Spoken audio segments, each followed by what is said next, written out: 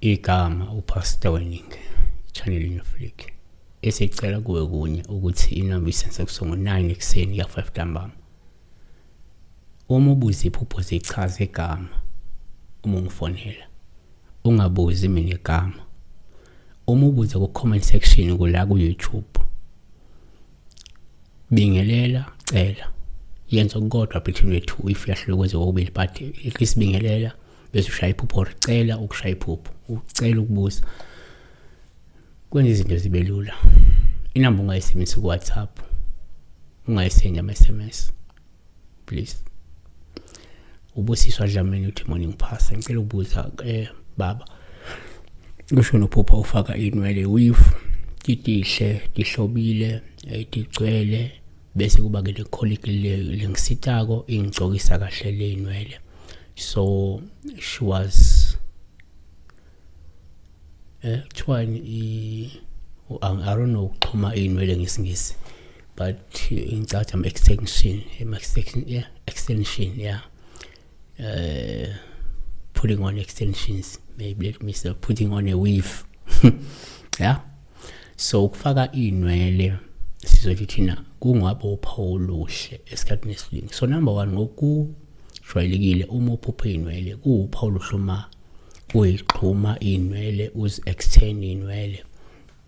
Lokhu kusho ukukhula kwamandla noma ukwanda kwengcebo nokuhlonishwa nokuthi ungasube nodumo ngenxa yokuzikhandla kwakho. Futhi iyathembisa lento ukuthi akhona lamandla kuwa akhulayo noma ikhona lengcebo engahle ikhule noma lokuhlonishwa nokuba nodumo ngenxa yokuzikhandla. Kusho ukuthi ukhona ongenzeka uyakwenza njengamanje to develop yourself. Yabona Abahluleli 16 verse 22 nokho inwele zekhanda lakhe ziyaqala ukuhluma. KwabaseKorinte bokuqala chapter 11 verse 15 nokuthi uma owesifazane nesinwele ezinde kuludumo kuye na ngokuba uphiwe inwele zibe isembozo. 2 futhi uma uphupha inwele kuwuphawu oluhluma uyixhuma olungabe luchaza lengenzeka kuzokuba nempilo enhle futhi ende.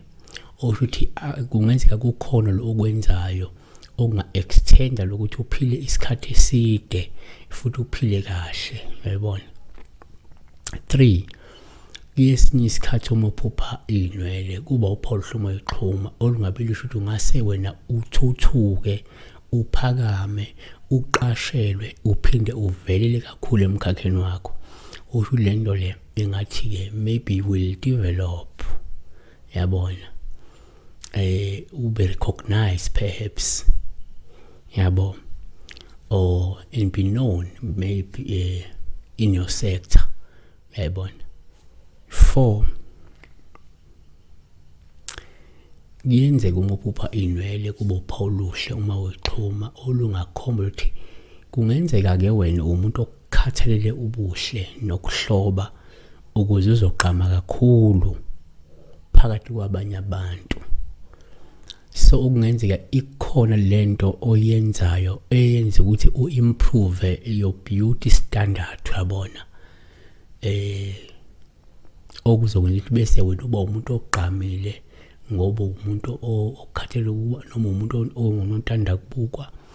Yabona 1 kaPetro shothi uPetro qala chapter 3 verse 3 ukuhloba kwenu makungabi ngaphandle okukwaluka inwele nokufaka igolide.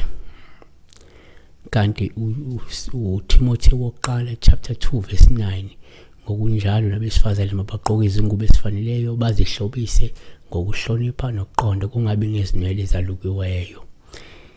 Number 5 futhi uma uphupha inwele kuwuphawu oluhluma uyixhuma komunye umuntu lento isho ukuphakama kwamandla nodumo lwakhe ngenxa yokusebenzisa ezinye izindlela nosizo lwabanye abantu. Okusho ukuthi through maybe other means and assistance from people uzothuthuka wena ngokwamandla akho noma ngokodumo lakho, yayibona. So okusho ukuthi amandla ke sikhuluma ngawo la kungaba amandla nje of influence kube noma kuba amandla kamoya la suke khula kumuntu, yayibona. Siyabonga kakhulu. Be blessed. Kuleka